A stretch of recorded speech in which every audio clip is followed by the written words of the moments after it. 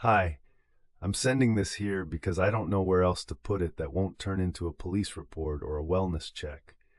I'm not asking anyone to come. I'm not asking anyone to fix it. I just need a record outside my phone because I'm scared it's going to disappear the same way everything else keeps disappearing. I'm a wife in a bad marriage. I know how that sounds.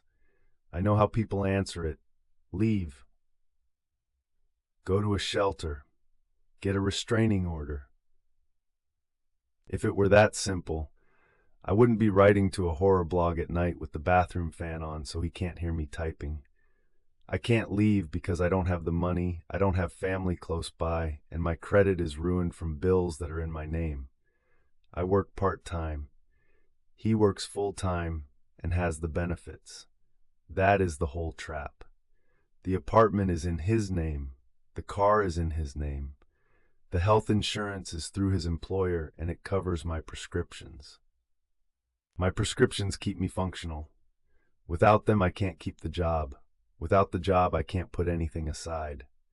I know people will say there are programs I've tried, waiting lists are long, and if I leave and lose the insurance, I lose the meds, and then I am not safe to be homeless.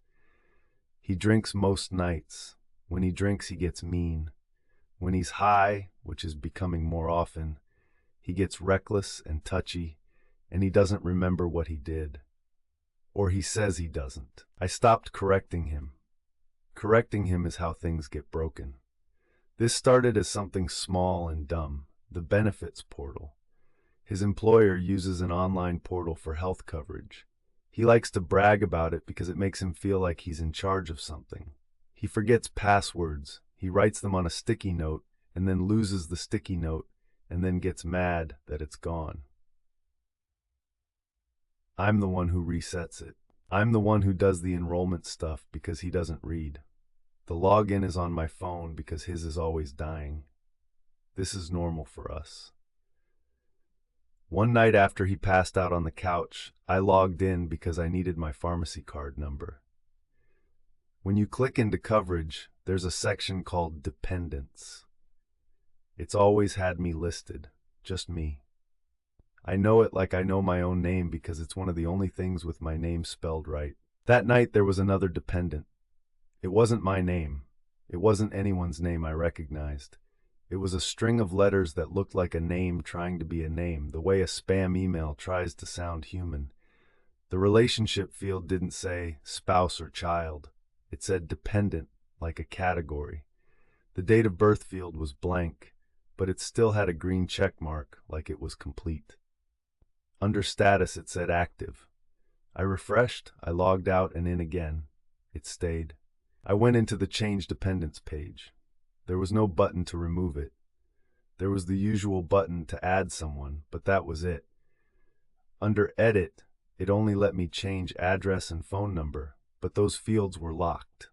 I took screenshots. Then I emailed myself the screenshots because I've had things vanish off my phone before after he gets on it. I didn't wake him up. If I woke him up to ask, he'd accuse me of spying. If I asked in the morning, he'd say I'm making things up. I decided to watch it. That was the first mistake. Around the same time, I started having these dreams. I'm not saying that like a vague thing. I mean a very specific, repeated dream that followed rules. The first night it happened, I dreamed I was in our kitchen in the dark.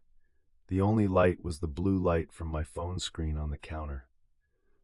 I could hear him in the living room, laughing at something on the television, and then I could hear the ice clinking in his glass. In the dream, I opened the drawer where we keep the scissors, and my hand went past the scissors and found something else, like a soft cord. I pulled and something was attached. The dream cut off there, like when a video buffers. The next night, the dream started the same way, like it resumed. Same kitchen, same phone glow, same TV laugh. I pulled on the cord again. I could feel it feeding out from inside the drawer, more and more, like it had been coiled in there. At the other end was a shape in the dark that I couldn't see yet. I could only hear breathing that wasn't mine.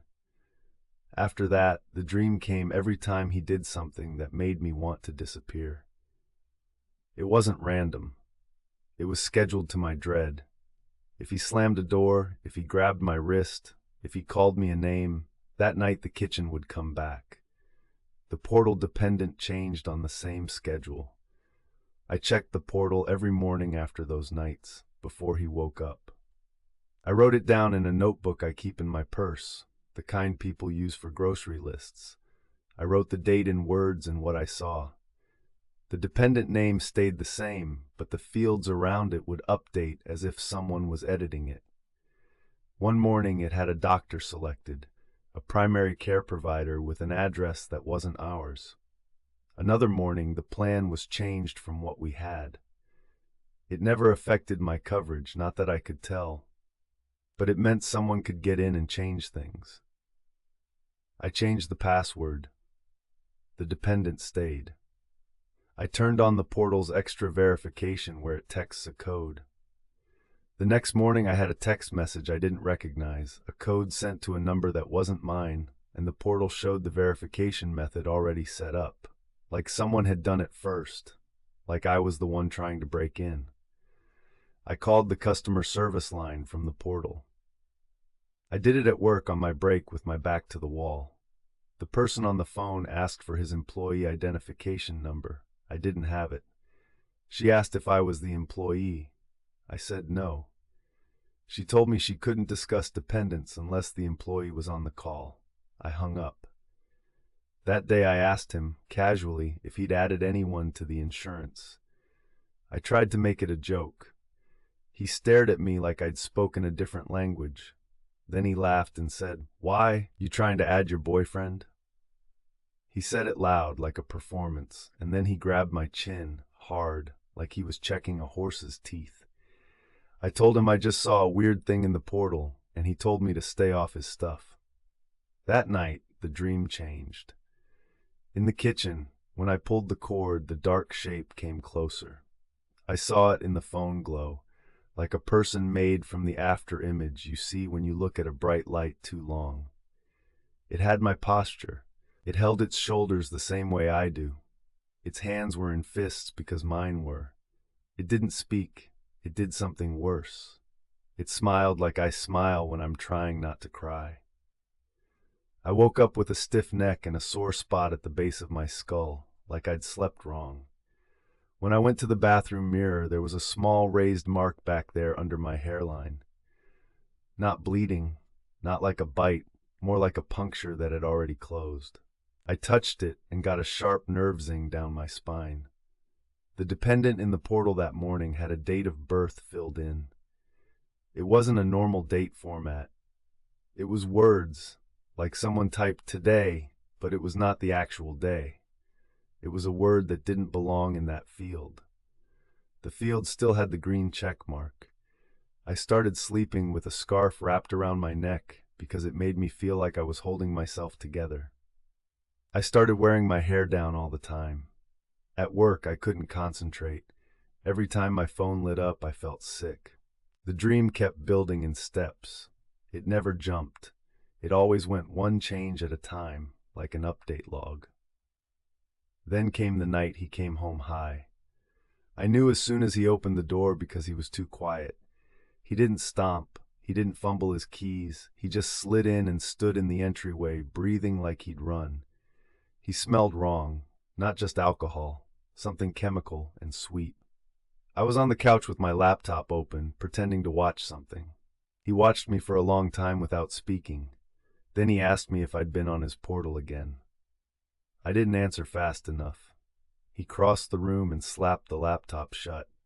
He told me I was stealing from him. He told me I was trying to ruin him. I stood up. That's when he grabbed the back of my neck. I remember the pressure exactly, fingers digging into that sore spot under my hairline. It wasn't a choke. It was like he was trying to pick me up by that place. I made a noise I didn't recognize as mine. He shoved me toward the hallway. The wall hit my shoulder. The light flickered. I saw the bathroom door frame, and then I didn't. I woke up on the bathroom floor. The fan was on. The light was on. The tile was cold. My face was pressed against the bath mat like it had been placed there. I could hear him in the living room, moving around, opening cabinets, talking to himself. When I tried to push up, something pulled at the back of my neck. At first I thought my hair was caught on something. I reached back and my fingers hit something slick and warm, like a thick cord. I turned my head as far as I could and saw it. A pale rope, not blood, not hair, like a vein outside the body, running from that puncture spot at the base of my skull and trailing behind me across the tile. At the end of it, in the doorway shadow, was the shape from the dream. It was crouched like it had been waiting. It had my height and my build and my hair, but the hair looked like it had been cut with dull scissors. Its face was my face, in the sense that all the parts were in the right place. But the expression was wrong, like it didn't know which one to use yet. It didn't crawl, it didn't stand, it didn't come forward on its own. I tested it without meaning to. I shifted my knee and it shifted the same amount. I moved my hand and it moved its hand. When I tried to scoot away, it slid too, staying the same distance from me because the tether between us shortened and tightened. The cord didn't stretch like rubber. It behaved like a fixed length, like a leash you can't drop. I put my palm over the puncture spot and pressed hard. It hurt, but it didn't disconnect. The cord didn't go in deeper or pull out. It just existed, threaded into me like a permanent plug. I whispered, "Stay." It stayed, but I realized that was because I wasn't moving. In the mirror, I could see it behind me if I angled it right. It was real in the mirror and real in the camera on my phone. The phone kept trying to focus on it and then on me, like it couldn't decide which face was the subject. I got to my feet slowly. It got to its feet slowly. The cord dragged on the tile with a wet squeak. When I took a step toward the sink, it took a step toward the sink. Not toward me, with me, like a shadow that had weight. I locked the bathroom door out of reflex, then realized the thing was inside with me. The living room went quiet. He knocked once, hard, and told me to open up. I didn't answer. I stood still, and the thing stood still behind my shoulder, its head tilted the same way mine was. After a while, he went back to the couch. I heard a can open. I heard the TV again. I waited until his breathing changed into that thick sleep sound. I had to get out of the bathroom. I couldn't stay locked in there forever. I opened the door a crack. The thing opened with me, because I was the one moving. It didn't act like it had its own decisions. It acted like a dependent program running off my inputs. I made it to the bedroom in slow steps, keeping close to the wall so the tether wouldn't snag on corners. The cord followed the path I took. If I turned too sharp, it pulled. If I took too big a step, it yanked, and I felt it at the puncture like a deep tug. In the bedroom, I found a scarf and tried to wrap the cord, like I could bandage it to my neck. The cord didn't compress. It was there, and it wasn't. My fingers could feel it, but the fabric didn't catch on it the way it should. It slid like the cord wasn't fully in this world except where it anchored into me. I didn't sleep. I sat on the edge of the bed and watched the thing stand near the closet door. Every time I shifted my weight, it shifted. When I leaned forward, it leaned forward. Its eyes didn't blink on their own. Mine blinked, and then its did, like a delay. In the early morning, he left for work like nothing happened. He didn't apologize. He didn't check on me. He just stomped around looking for his keys and then slammed the door. As soon as he was gone, I checked the benefits portal again. I know I shouldn't have. I needed to. The dependent was still there. Under relationship, it now said other. Under notes, there was a single line that had not been there before. Do not remove. There was no date, no author, just that. I tried again to find any option to delete. None. I tried changing the address to a wrong one on purpose to see if it would error. The field wouldn't accept my cursor. It was locked like it belonged to someone else. That day, I took the thing with me to work because I had no choice. It came because I came. I wore a hoodie with the hood up to hide the cord at the back of my neck. I backed out of the apartment slowly with my keys ready, and the thing backed out with me. In the stairwell light, it looked flatter, like a cutout of me. In the parking lot, it looked heavier, like it remembered gravity. In the car, I felt the tether tighten when I closed the door. The cord was too long to keep fully inside. Part of it lay across the seat and out the crack like a seatbelt you forgot. When I drove, the thing sat in the passenger seat and faced forward because I faced forward. At stoplights, if I turned my head to check the mirror, it turned too. People in other cars didn't react like they saw it. One guy stared right through it and picked his teeth. At work, I went straight to the single-stall bathroom and locked myself in. The thing was forced into the bathroom with me.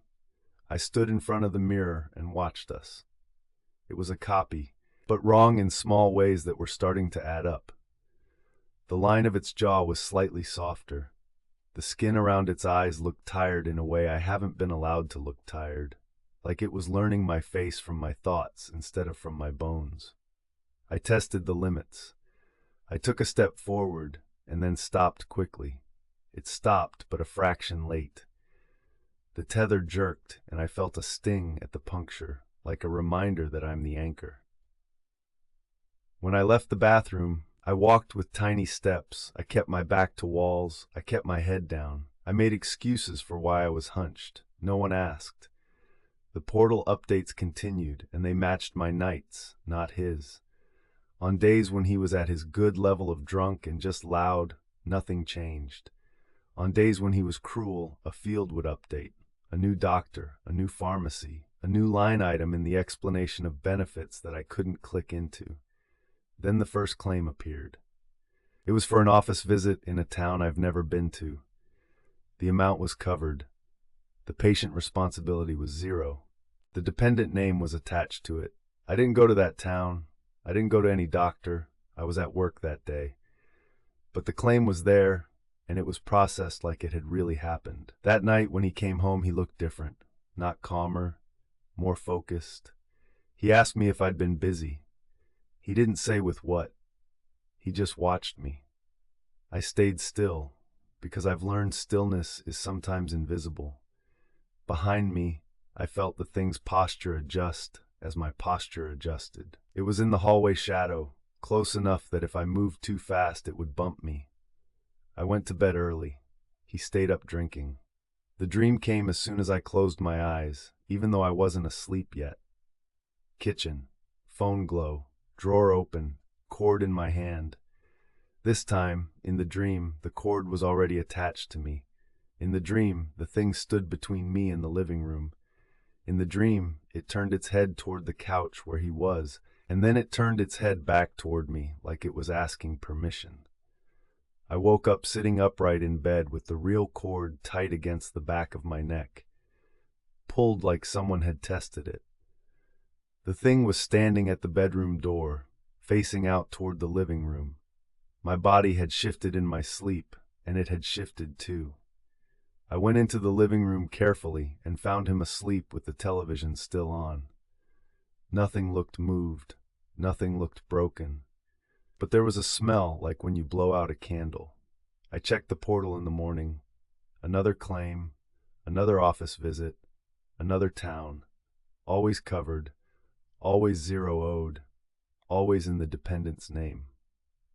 I'm writing this now because I think the portal is the schedule and the tether is the enforcement. The dependent is not a person in the usual sense. It is something that gets to exist as long as it is listed and active and as long as I am attached. I have tried to cut the cord. Scissors don't catch it. A razor passes through like it's not there. Heat doesn't change it. I held a warm washcloth to it and it stayed the same temperature as my skin.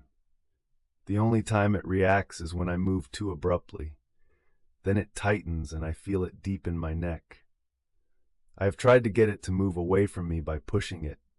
It doesn't resist, but it doesn't separate. It just pivots around me like we are on a shared hinge. I have tried to take a picture of the puncture wound itself. In every photo, the spot looks smooth, like there was never anything there. But if I lift my hair and feel it with my fingers, it's there. If I press it, I get that nerve sting. If I move, the cord moves. I don't know what happens if my husband removes the dependent from the portal. I don't know if he can. I don't know what happens if the employer changes insurance companies. I don't know what happens if he loses his job. I don't know what happens if he dies. I do know what happens when he hurts me, and I can't do anything about it. The dependent updates. The dream builds. The thing becomes more sure of my shape. Today, when I was making coffee, I saw it in the kitchen window reflection behind me. For a second, it didn't match my face.